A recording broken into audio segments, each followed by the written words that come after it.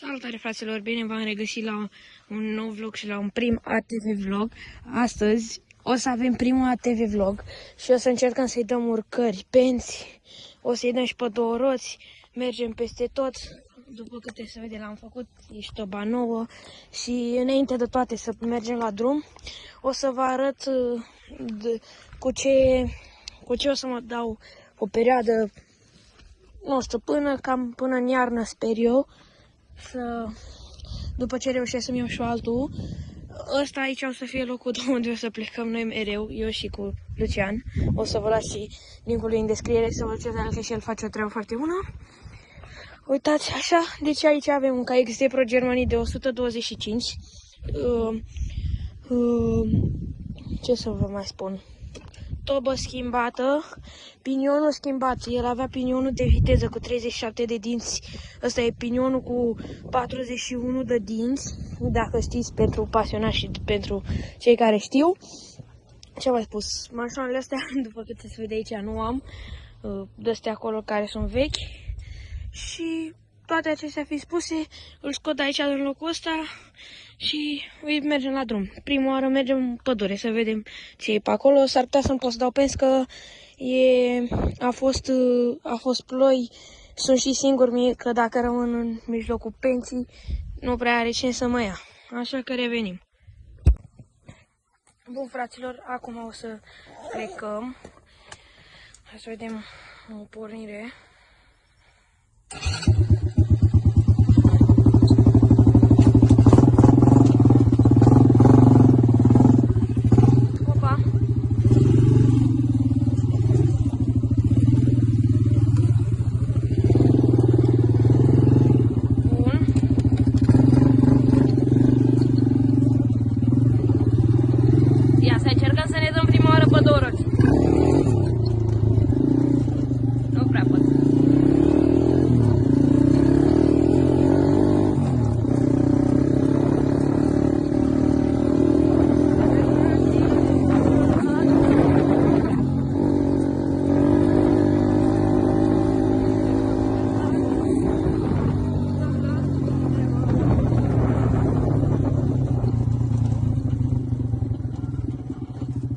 Revin direct de la pădure. Bun fraților, acum am revenit dinspre pădure și acum mergem să dăm niște penți.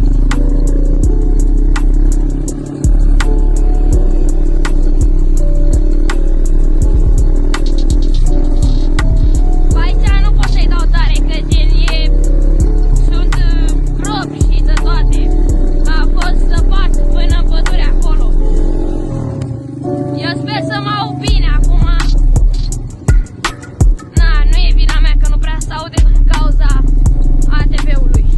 Ia să-i dăm pe un baltă pe aici.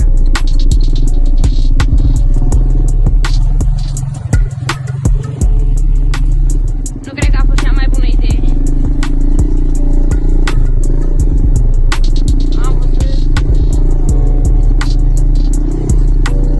Aici, după câte se vede, uitați și voi cum e, adică totuși e urât rău și sper să filmeze, nu-mi dau seama dacă filmează, dacă țin pornit. Bine, uitați și voi câta șansă e aici. Prima oară îi dau niște penți mici, că încă nu pun baza în el. Încă chiar nu pot să pun baza în el, acum câteva zile mi-am făcut lanțul, ieri de fapt și încă e slăbuț, nu știu.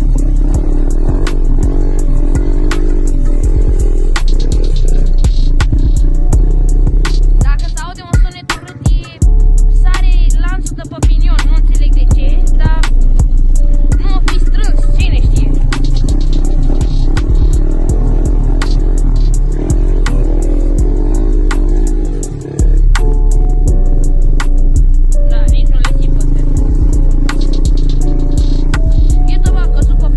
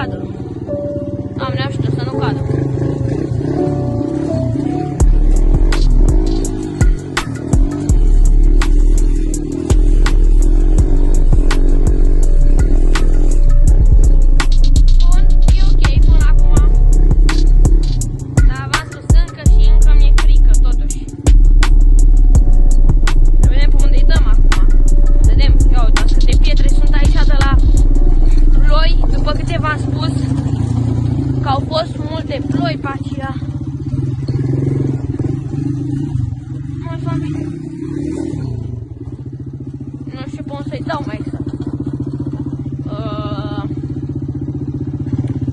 O luăm pe acolo, așa.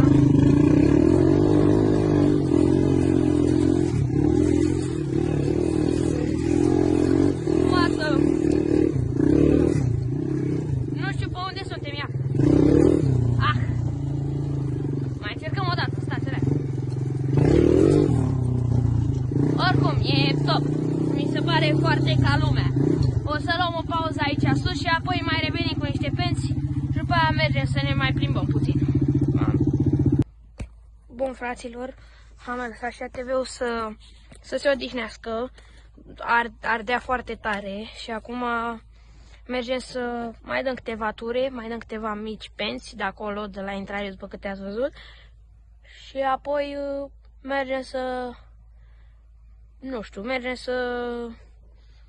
să ne plimbăm tare, nu știu, vedem noi.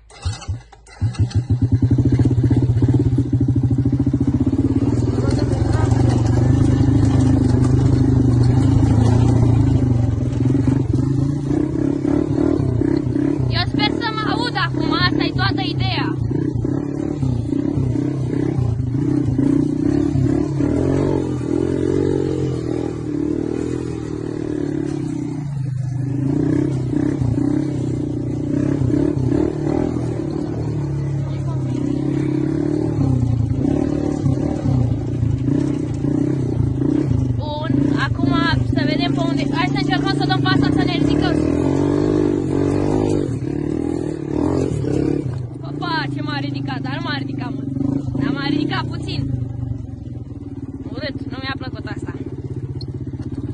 Nu m-am mai dat nici dămul pe el, nu prea îl mai cunosc, nu m-am mai dat de vreo 2 luni jumate, 3 aproape.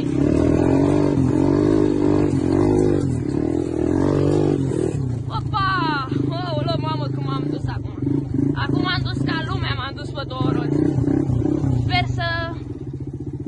să fie ca lumea ATV vlogul ăsta, având în vedere că e primul ATV vlog. Hai să mai mergem la o pantă. Aia încă nu o dau. Trebuie să stea cineva sus, că dacă am prins aderență pe pantă sau nu știu, dacă ar fi așa, imediat mă răstund, că dacă n-ați văzut cum e acolo, e urâtă rău sus. Prima oară e dreaptă și apoi vine așa ca o scară.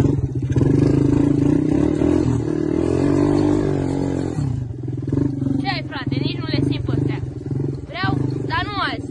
În următoarele ATV vloguri o să vreau să postez, cum să vă spun,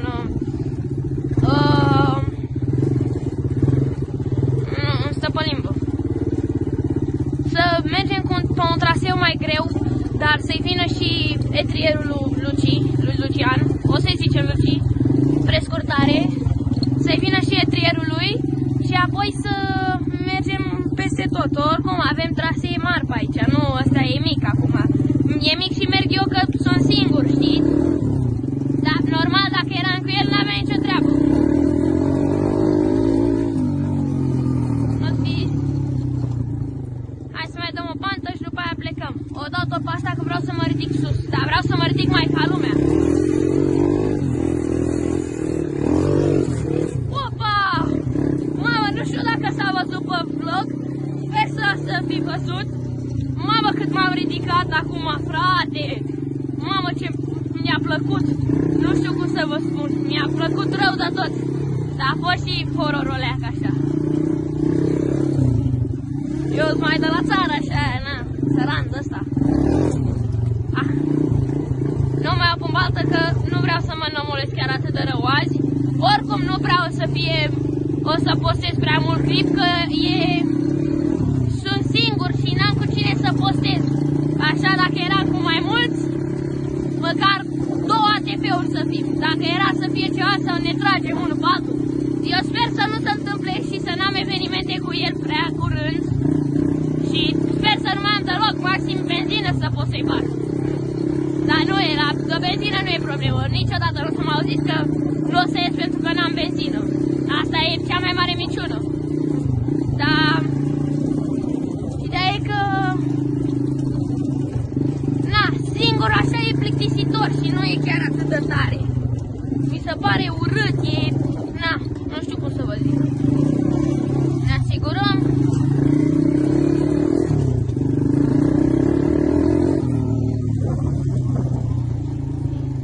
Bun, acum vreau să-i dau un top speed.